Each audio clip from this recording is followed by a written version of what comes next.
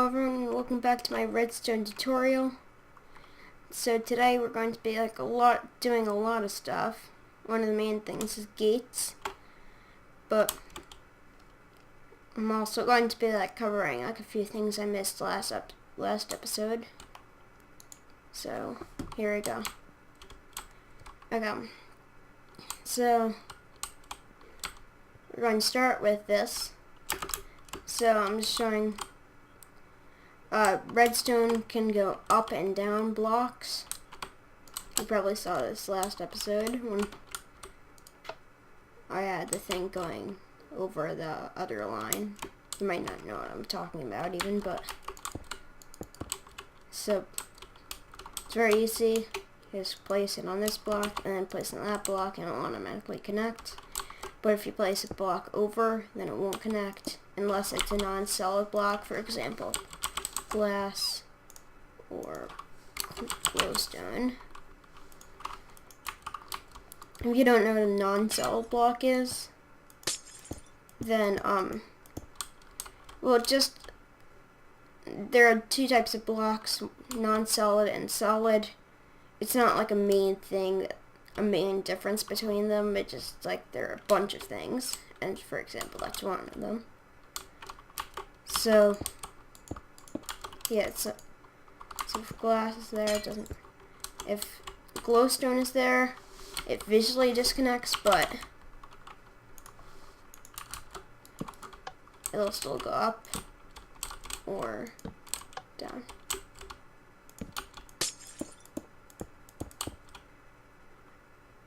Okay, so now we're going to move on to gates. So how gates work. Well, first we're going to look at NOT gates, because those are the main components of most gates. So how gates work. You can invert a signal by having a redstone power block which a redstone torch is placed on. And redstone powers the block below it in whatever directions it's facing as a block. A piece of redstone that looks like it's not facing any direction actually counts as facing every direction.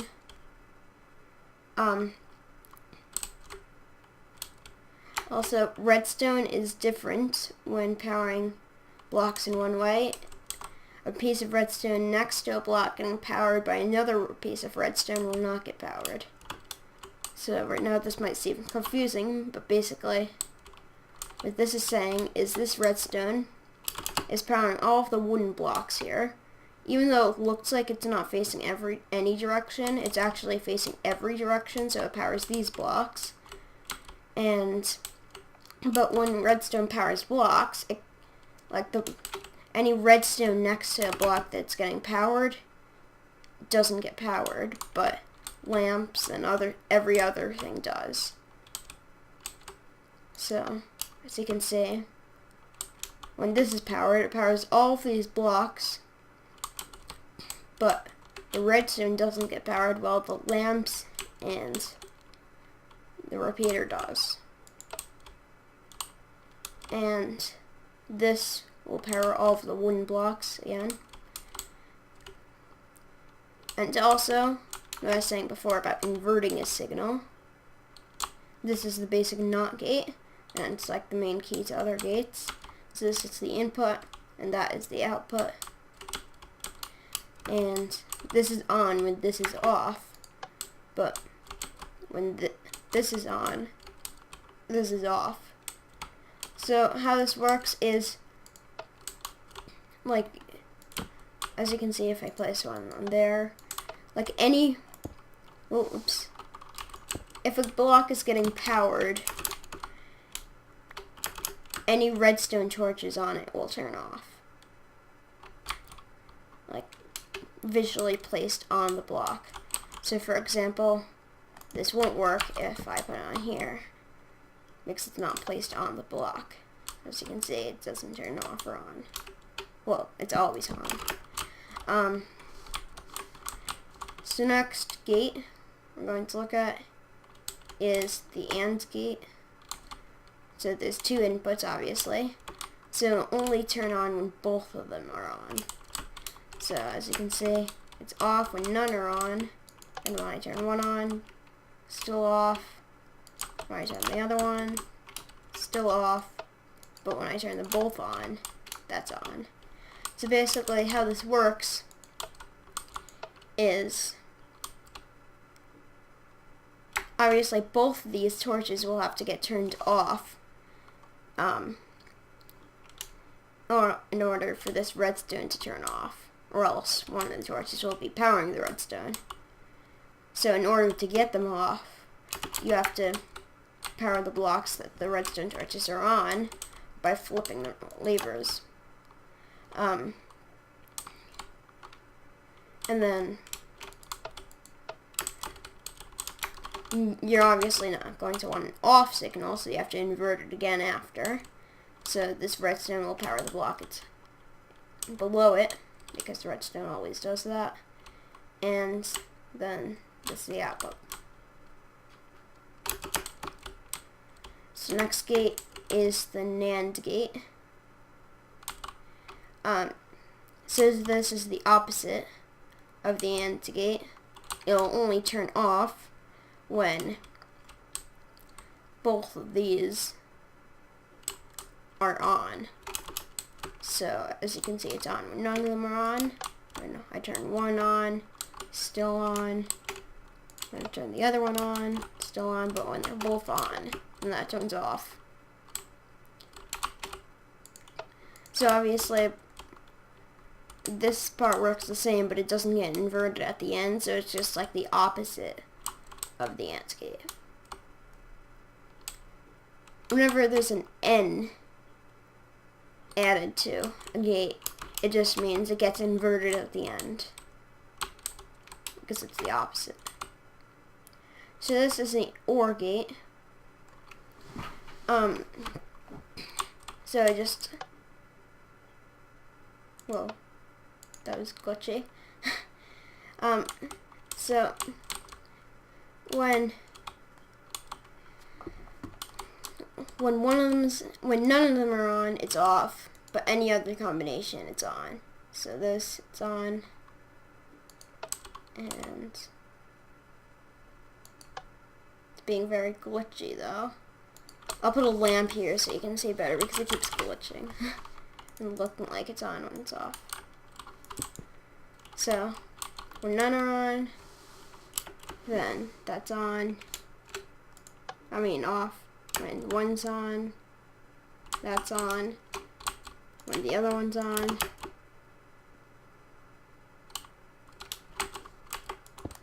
there, it's on.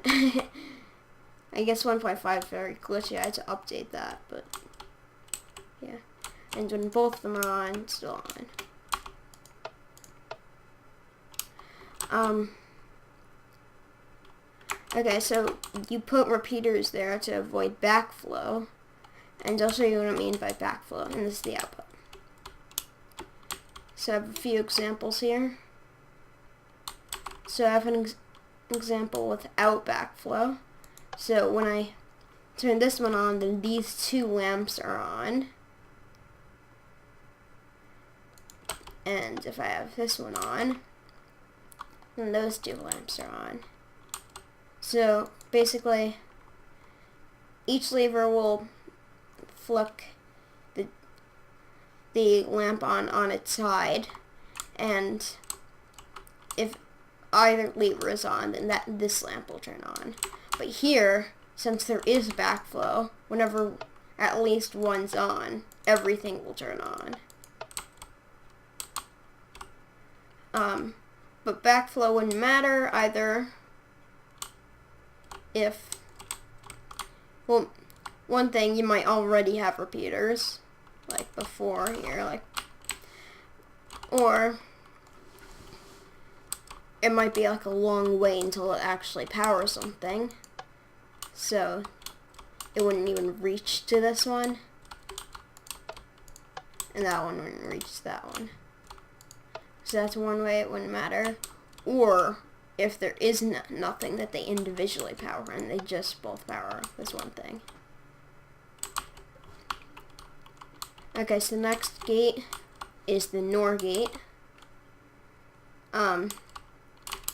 So this is the opposite of the OR gate. It just gets inverted at the end. So there. 1.5 is being very glitchy. Or maybe, I don't know. So when none of them are on, that's on, but any other combination, it's off. So there, it's off. If one's on, it's off. And if the other's on, it should be off. And if they're both on, then it's off.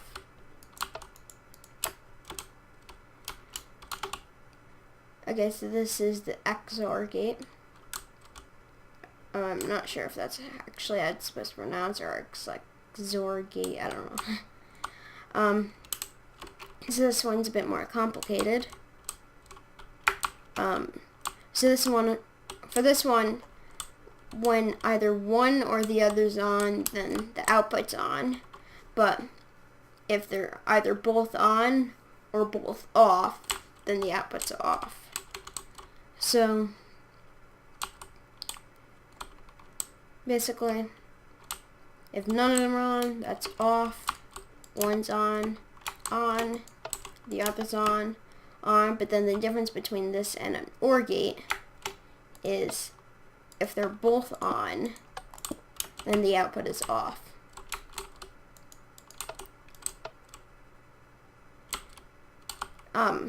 So this is the XOR gate. It's just the opposite of the OR gate. They either have to be both on or both off for this to be powered, so right now they're both off, so this is powered. If one turns on, then that's off. If the other turns on, off. And if they're both on. Now I'll explain how these both work. So this one, these are a bit more complicated. So obviously this just gets inverted at the end. But this one, okay, so when this one turns on, then these two torch, well, first we'll just look at this torch, because this is what we want to look at first. So when this or this turns on, because they're both symmetrical, then this will turn off. We'll look at from the back first. So basically we need both of these to turn on. I mean, at least one of these to turn on in order to have the signal on. So I'm only going to look at one side because they're both the same, and the middle. So if we turn this on, then this turns off, which allows this to turn on. So that's how it's an OR gate. But then when you look up here, there's also an AND gate connected to it, which makes it so, well, it's actually a NAND gate sort of, because then it's these, which makes it so if these are both on, then this turns off, which allows this to turn both of these torches off. And then it just gets inverted for the end, for the XOR gate. Hopefully that wasn't too confusing. And this isn't exactly a gate, it's a NOR latch, an RS NOR latch, but usually it's called a NOR latch. So here I have a input RS NOR latch with inputs and outputs, but here I just have an RS NOR latch, so let's call it a NOR latch. So basically there's two sides, and only one's activated at one time, unless both of them are getting powered by something. So just look at this part, because this is just having inputs and outputs. So if this is on, turns on, then that side turns off, and this side turns on. And if I flip that, then this side turns on, and that side turns off. And if I have the both on, then just both on, and, oh, that's not on. And if whatever one I turn off first will be the one that's off. And that stays on. So basically how this works is, so if this is powered, then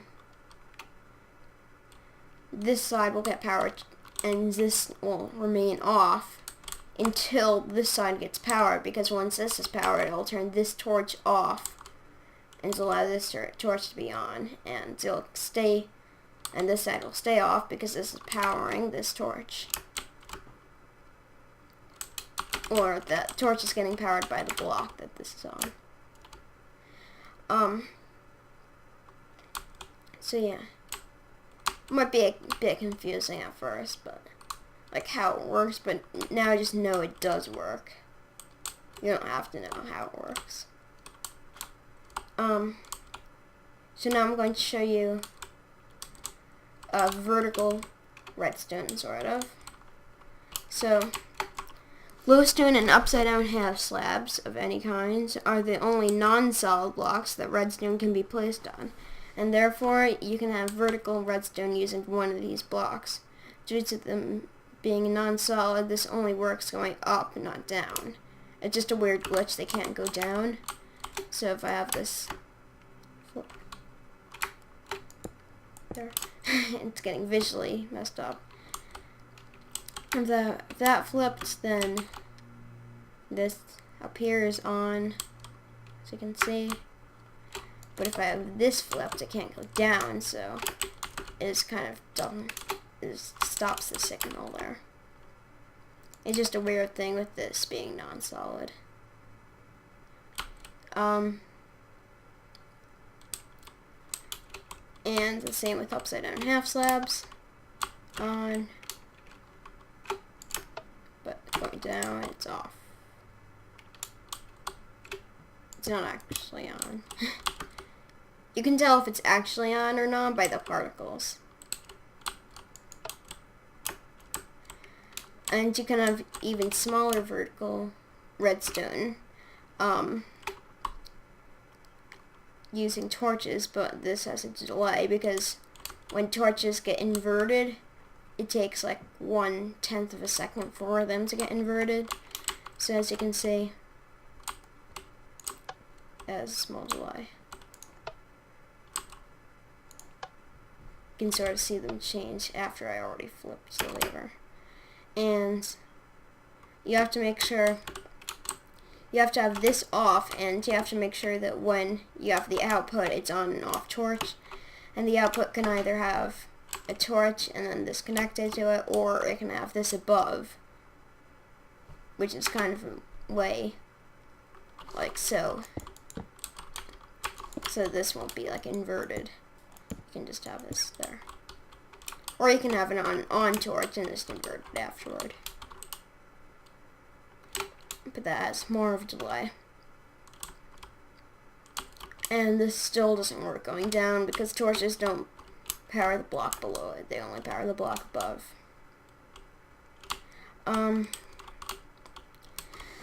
So now we're going to look at a few more things that droppers, a few more features of, or rules of droppers and dispensers. So this, as you can see, is dispenser, and this is dropper. Just ignore this for now. So when I flip the dispenser and there's a chest in front, it sort of pops through the chest. But when it's a dropper, it goes into the chest. And this works for any kind of a container, not just a chest. These are both droppers. Works for a hopper, and it even works for a minecart chest or a minecart hopper.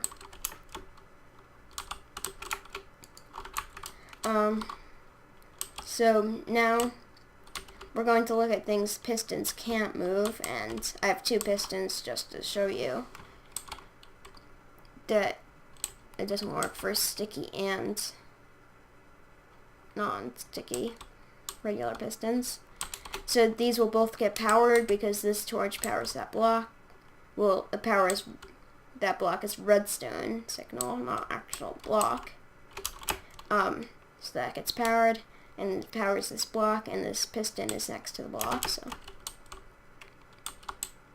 and the top ones are sticky pistons, and the bottom are regular pistons. So it doesn't. So pistons can't push obsidian,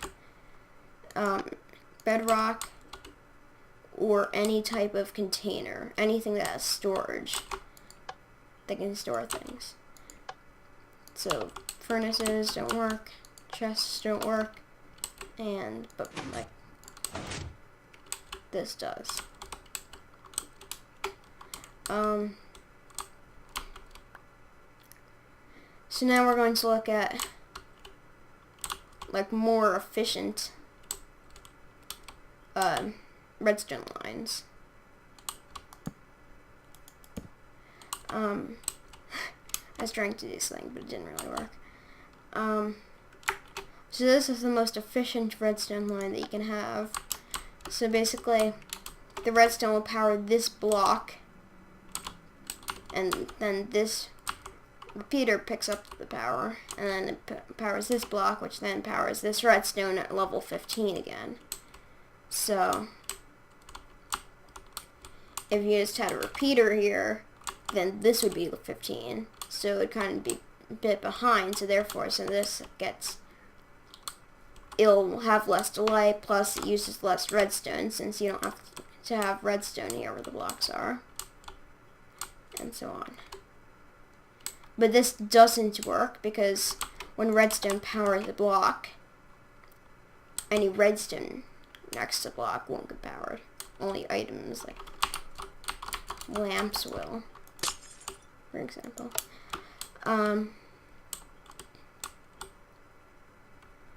Okay, so an additional feature of comparators is every music disc has like a certain number, and from like, I think like 1 through 15 or something. I'm not sure how many music discs there are, but so if you have a comparator next to it, it'll next to the jukebox, it'll power the redstone in front of it out the signal that the jukebox, that the music disc has. So this is well, some actually say, so I'm going to, there's one that actually said here. Okay, so this is 11. So 1, 2, 3, 4, 5, 6, 7, 8, 9, 10, 11.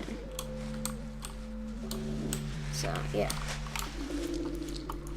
So that's an additional feature of comparators with jukeboxes. So you can actually have like a sorting system for music discs.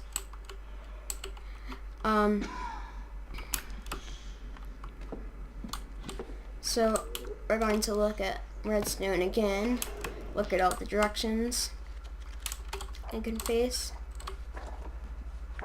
So, okay. So redstone will always power the block below itself. We already learned some of this. Redstone will also power the block it's visually facing, except for when it's visually facing no direction. Then it will power the block to its left, right, in front of it, and behind it. When redstone powers a block, that block will not power any redstone next to it. This is an example. So this redstone powers this block. It powers a lamp and repeater next to it, but not redstone next to it. And this is all of the different directions that redstone can face. It's visually actually facing every direction. I'm just going to put a torch below that because that's the only way of powering it without changing the direction it's facing. So as you can see, it's actually facing every direction. And the wood just represents what redstone we're looking at. So this is facing two directions visually, Plus, it always powers the block below it, no matter what. So this is facing 2 directions, so it powers 2 directions. This is also facing 2 directions, but it's a corner. But it can't actually power anything in those directions because this has to be redstone there in order for it to be like that. And this is 3 directions, same thing for that, and 4 directions.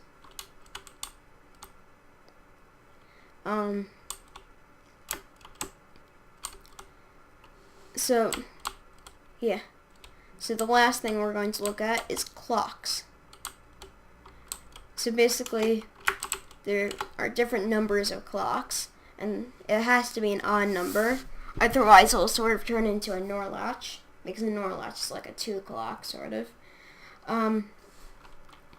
So, this is a 5 o'clock, and it's like a very common clock because it's pretty fast, and it's not so fast it's going to cause lag for people like with bad computers, or if you just have like a ton of them.